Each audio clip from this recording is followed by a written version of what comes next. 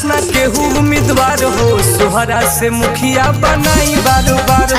सवार सहजोसना केहू उम्मीदवार हो, टेम्पू पर बटन दबाई अब की बार हो। रुकने ना देगा विकास का रफ्तार, गुप्तेश्वर शाह और मंजी कुमार।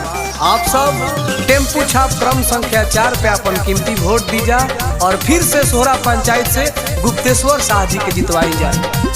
कालिका स्टूडियो आरा। केहू न काम करे इनका से बेहतर, जुड़ल बा इनके से आस हो।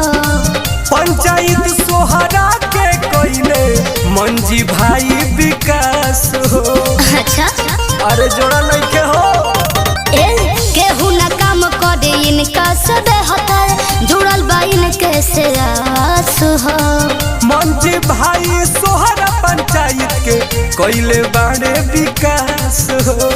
भारी मत से विजयी बनावे के मारे के बा वोट झार हो। गुप्तेश्वर सहजोसना केहू उम्मीदवार हो, सोहरा से मुखिया बनाई बार बार हो। गुप्तेश्वर सहजोसना केहू उम्मीदवार हो, टेम्पू पर बटन दबाई अब की बार हो। गुप्तेश्वर शाह जिंदाबाद, टेम्पू छाप जिंदाबाद, सोहरा पंचायत जिंदाबाद, मंजी भाई जिंदाबाद, मजदूर किसान जिंदाबाद, टेम्पू छाप जिंदाबाद।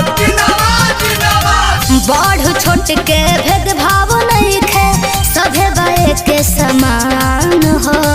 मंजी साहू हम समाज सेवक, सोहरा पंचायत के शान हो। साचो में जी बढ़ छोट के भेदभाव नहीं खे, सभे बाए के समान हो। 4 नंबर पर बटन दबाई हो, देख के टेम्पू निशान हो। सबका के सुना बाकी इनके के चुना, बनल बाई है विचार हो। गुप्तेश्वर सहजोसना केहू उम्मीदवार हो, सोहरा से मुखिया बनाई बार बार हो। गुप्तेश्वर सहजोसना केहू उम्मीदवार हो, टेम्पू पर बटन दबाई अब की बार हो।